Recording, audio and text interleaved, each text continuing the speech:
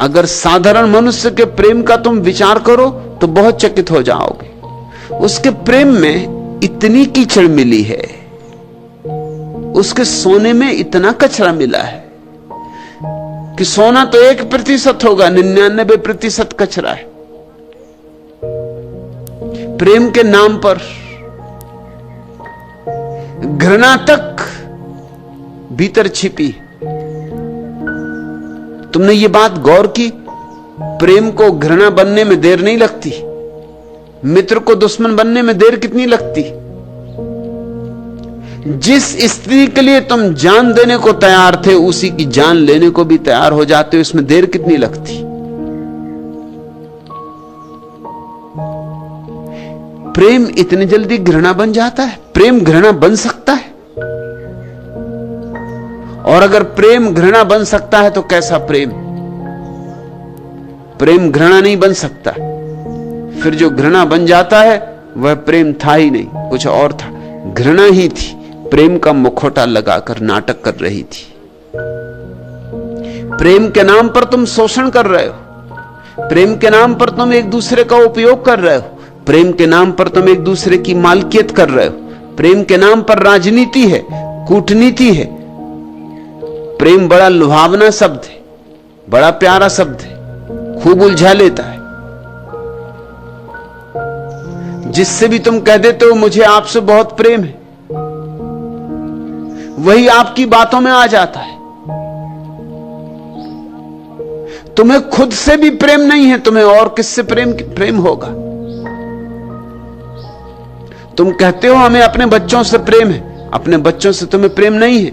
अपने हैं इसलिए प्रेम है, मेरे हैं, अहंकार का हिस्सा है तुम्हारे, इसलिए प्रेम है। और अगर तुम्हारा बेटा प्रधानमंत्री हो जाए तो बहुत प्रेम पैदा हो जाएगा, और तुम्हारा बेटा अगर डाकू हो जाए और कारागृह में चला जाए तो तुम जाके अदालत में घोषणा कर दोगे कि मैं इंकार करता हूं कि ये मेरा बेटा है। प्रेम समाप्त हो जाएगा। तुम्हारा प्रेम भी अहंकार है, तुम्हारा प्रेम भी उतने ही दूर तक है जहां तुम्हारे अहंकार को सहारा मिलता, सत्कार मिलता, सम्मान मिलता है।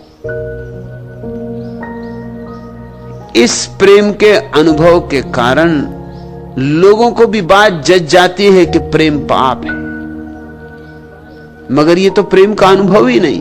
कंकड़ पत्थर बीनते रहे और कहने लगे हीरे पाप है, हीरों का तुम्हें अनुभव नहीं। प्रेम का थोड़ा अनुभव करो। प्रेम बड़ी अद्भुत घटना है, साधारण नहीं है, अलौकिक है। इस पृथ्वी पर स्वर्ग की छोटी सी जो किरण उतरती है उसी का नाम प्रेम है। इस अंधेरे में रोशनी की जो थोड़ी सी झलक उतर आती है उसी का नाम प्रेम है। इस पथरीले हृदय में जो थोड़ी आर्द्रता आ जाती है उसी का नाम प्रेम है। प्रेम का अर्थ है मैं किसी के जीवन में आनंदित हूं, किसी के जीवन से आनंदित हूं, अकारण। प्रेम का कोई कारण नहीं होता। कारण हो तो मोह और अकारण हो तो प्रेम। तुम किसी से कहो कि मैं इसलिए तुम्हें प्रेम करता हूं तो ये मोह। और तुम अगर कोई भी कारण न खोज पाओ, खोजो और न खोज पाओ, लाख खोजो और न खोज पाओ, और तुम्हें यह कहना पड़े कि पता नहीं क्यों, पर प्रेम है तो मोह नहीं। प्रेम जैसे आकाश से उतरता है, पृथ्वी में उसकी जड़ें ही नहीं होती। मोह की जड़ें पृथ्वी में होती, और जिन्होंने प्रेम को पाप कहा है वो भूल कर रहे हैं शब्दों की। वो मोह को पाप कहें तो ठीक है, क्योंकि मोह का अर्थ है मेरे का भाव, ममता। प्रेम में तो मोह होता ही नहीं। प्रेम तो बड़ा निर्मोही है। तुम चौंकोगे मेरी बात सुन के, लेकिन मैं तुमसे फिर दोहराता हूं, प्रेम अत्यंत निर्मोही है। प्रेम मोह को जानता ही नहीं, प्रेम दूसरे पर कब्जा करता ही नहीं। न तो कब्जा करता है और न अपने पे कब्जा करने देता है। प्रेम तो स्वतंत्रता है। प्रेम तो दो व्यक्तियों के बीच स्वतंत्रता का आदान प्रदान है। न कोई किसी का मालिक, न कोई किसी की दासी है। प्रेम एक दूसरे के गले में फंदा नहीं डालता। प्रेम तो फंदे काटता है। अगर कभी तुम्हारे जीवन में प्रेम का अनुभव हो तो तुम चकित होगे, तुम भी मुक्त हुए और जिससे तुम्हारा प्रेम है वह भी मुक्त हुआ। प्रेम मुक्ति लाता है, प्रेम मुक्तिदायी है। और ऐसे प्रेम को ही जीसस ने ईश्वर कहा, बुद्ध ने ध्यान की अंतिम परिणति कहा, महावीर ने कैवल्य का स्वभाव कहा। इस प्रेम को पाप नहीं कहा जा सकता है। तुम्हें पंडितों, पुरोहितों की, संतों, महात्माओं की, तथाकथित संतों महात्माओं की बातें जच गई क्योंकि तुम्हारे अनुभव के अनुकूल पड़ गई। तुम्हारा अनुभव ही गलत है। तुम्हारा अनुभव कंकड़ पत्थरों का है। और जब संतों महात्माओं ने कहा कि सब हीरे कंकड़ पत्थर हैं, तुम्हें भी बात जची कि बात तो ठीक ही। और तुम्हारी जिंदगी का प्रेम का जो अनुभव है इतना दूषित है, इतना धुआं धुआं है, ज्योति का तो पता ही नहीं चलता, बस धुआं ही धुआं है। कि जब पंडितों ने कहा कि आंखें खराब होती धुएं से और पीड़ा ही पीड़ा मिलती है, सुख मिलता कहां, तुमको भी बात जची क्योंकि यही तो तुम्हारा भी अनुभव है। लेकिन मैं तुमसे कहता हूं, प्रेम निर्धूम शिखा है। प्रेम से धुआं पैदा नहीं होता। हां, प्रेम में जो कचरा है उसके जलने से धुआं पैदा होता है। ऐसा समझो कि तुम लकड़ियां जलाते हो, कब धुआं पैदा होता है और कब धुआं पैदा नहीं होता, तुमने विचार किया? लकड़ियों के जलने से धुआं कभी पैदा नहीं होता। अगर लकड़ियां सूखी हो, अगर उनमें पानी ना हो भीतर, अगर गीली ना हो, तो लकड़ियों से कभी धुआं पैदा नहीं होता। अगर लकड़ी सच में ही सूखी हो, पूरी सूखी हो, उसमें रत्ती मात्र भी जल का अवशेष ना रहा हो, तो जरा भी धुआं पैदा नहीं होगा। लकड़ी के जलने से धुआं पैदा नहीं होता। लेकिन लकड़ी गीली हो तो धुआं पैदा होता है। वो गीलापन लकड़ी नहीं है,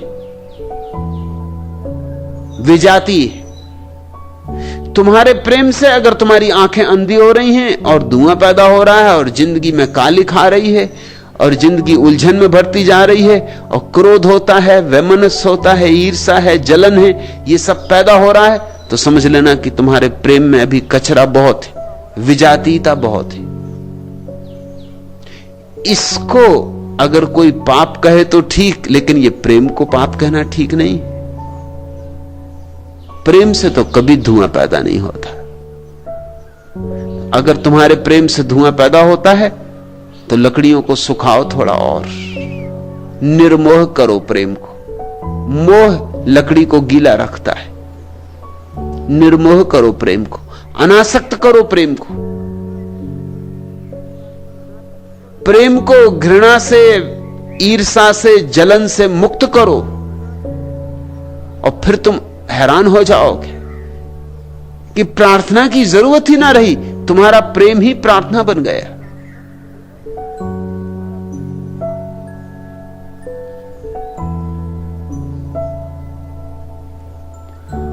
और जीवन ने जो अवसर दिया है प्रेम का, इसे ऐसे ही मत गंवा देना। इससे लोग दो तरह से गंवाते। एक तो वे लोग हैं जो प्रेम के नाम पर कुछ और करते रहते हैं और उसे प्रेम समझते, उनको मैं भोगी कहता हूं, संसारी, वे जीवन गंवा देते। और दूसरे वे हैं जो संसार से भाग जाते, प्रेम के कूड़े करकट से डर के भाग जाते। कुछ ने कूड़ा करकट छाती से लगा लिया है, कुछ कूड़े करकट से डर के भाग गए। जिन्होंने कूड़ा करकट छाती से लगाया है वो भी सोने को ना खोज पाएंगे, और जो कूड़ा करकट से डर के भाग गए वो सोने से भी भाग गए, क्योंकि सोना और कूड़ा करकट सब यहां मिला हुआ है। वे भी कभी प्रेम को ना जान पाएंगे। जिनको तुम सन्यासी मानते रहे हो वे भी प्रेम को नहीं जान पाते, जिनको तुम संसारी जानते हो वे भी प्रेम को नहीं जानते। भोगी भी वंचित, योगी भी वंचित, अलग अलग ढंग से वंचित, मगर दोनों वंचित। एक कूड़ा करकट पकड़ने के कारण वंचित, एक कूड़ा करकट छोड़ने के कारण वंचित। लेकिन दोनों नहीं देख पाते कि कूड़े करकट में कुछ छिपा है, मिट्टी में कमल छिपा है, ये दोनों नहीं देख पाते। यही उनका अंधापन है। मैं तुम्हें चाहूंगा कि तुम जियो, भागना मत, त्यागना मत। जीवन को उसकी समग्रता में जियो, जीवन के सारे रूपों में जीवन को जियो। हां, इतना ही ख्याल रहे कि जो रूप तुम्हें कष्ट दे, जानना कि उसमें निखार करना है, छोड़ना नहीं, निखार करना है, त्यागना नहीं। उसमें कुछ गलत है, उस गलत को रूपांतरित करना है।